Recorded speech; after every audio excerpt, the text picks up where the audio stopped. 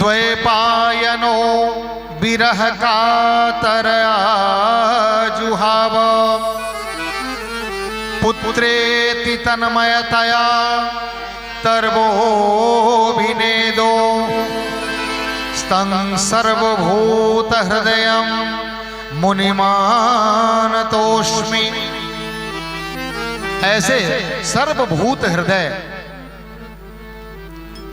जिन्होंने जीवन में कुछ नहीं रखा है, यं प्रव्रजन्तमनुपेत मुपेत कृत्यम, उन्होंने अपने माँ के गर्भ में ही जब वास किया तो वहीं बैठकर भगवत चिंतन किया।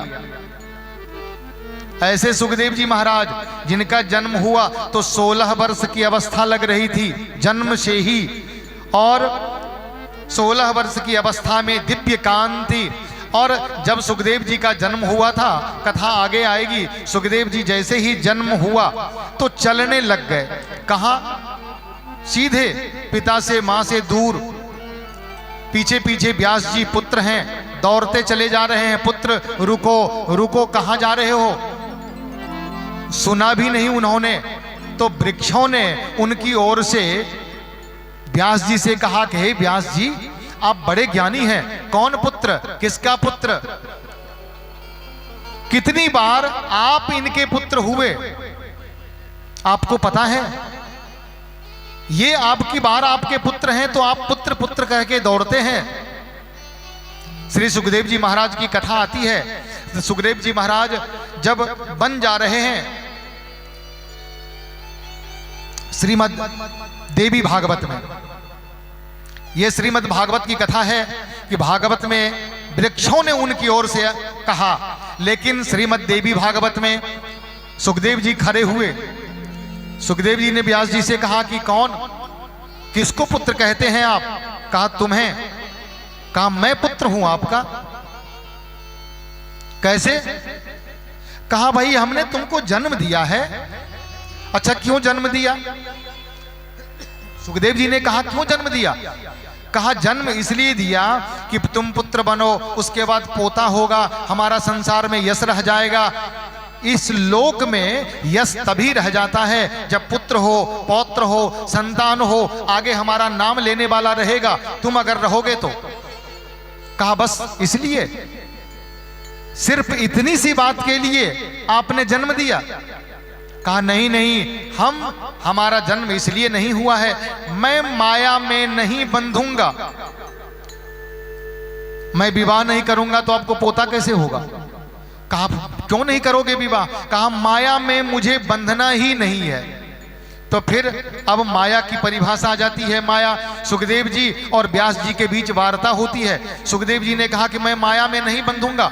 व्यास जी ने कहा कि माया में नहीं बंधोगे, कहां जाओगे भाई? कहा मैं जंगल जा रहा हूं।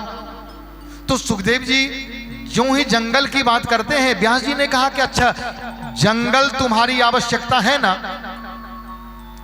जंगल तो तुम्हें चाहिए? कहा हाँ जंगल तो चाहिए। तो फिर तुम माया से अलग कैसे हुए?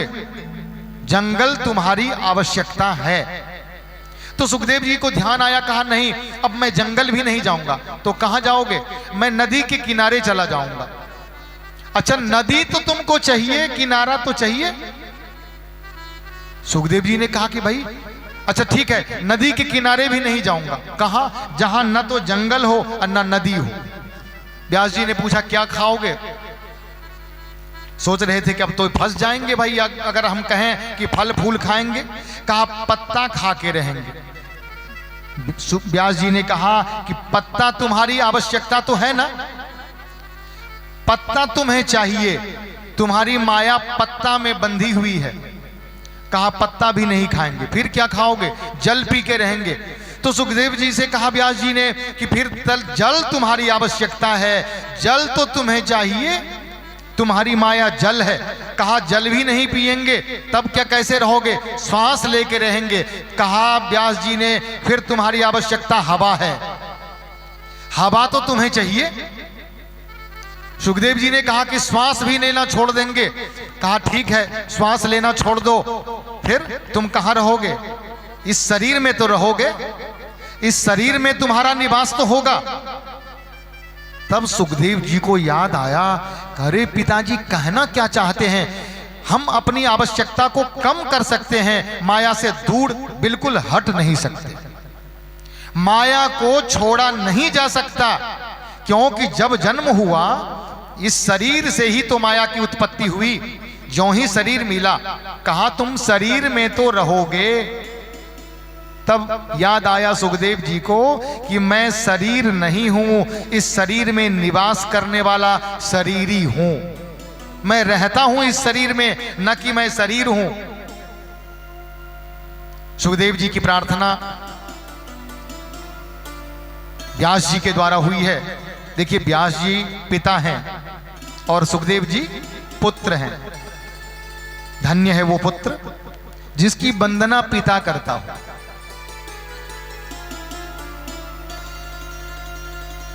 कथाओं के लिए एक निश्चित जगह का आयोजन जहां होता है, ऋषियों के द्वारा कथा होती है, ऐसे क्षेत्र में, मुक्त क्षेत्र में ऋषियों के द्वारा, जैसे हम लोग कथा में बैठे हैं तो वहां ऋषियों के द्वारा कथा होती है। रोज कोई न कोई ऋषि व्यास जी बनकर बैठ जाते हैं, कथा सुनाते हैं। कल दूसरे बैठ गए, परसों तीसरे बैठ गए, ये कथा का क्रम चलता है। संयोग बस आज उस कथा मंडली में, कथा मंडप में सूत जी महाराज पधारे। सूत जी महाराज कौन है? क्या उम्र है सूत जी की? सूत जी आज छोटे हैं, बिल्कुल बालक अवस्था में हैं, युवा। और कथा सुनने वाले श्रोता जो बैठे हैं, कोई 1000 वर्ष के, कोई 500 वर्ष के, कोई 100 वर्ष के, पता नहीं कितनी उम्र है, वो सभी कथा मंडप में बैठे हैं। और जैसे ही सूत जी आए तो सबने प्रणाम किया। सूत जी ने कहा कि अरे क्या करते हैं आप मैं तो बहुत छोटा हूं, आप प्रणाम करते हैं मुझे। तो ऋषियों ने कहा, नहीं सूत जी, धन वृद्धा बल वृद्धा आयु वृद्धास्तथैव च ते सर्वे ज्ञान वृद्धस्य किंकरा शिष्य किंकरा। कहा है सूत जी, कोई धन में बड़ा होता है, बड़ा भी कितने प्रकार का भी होता, कई प्रकार के बड़ा है। जैसे कोई उम्र में बड़ा हो, कोई धन में बड़ा है, कोई बल में बड़ा है। लेकिन कहा कि ये जितने प्रकार के बड़े हैं, इन सभी बड़ों में सबसे ज्यादा बड़ा कौन है? जो ज्ञान में बड़ा है। ते सर्वे ज्ञान वृद्धस्य किंकरा शिष्य किंकरा।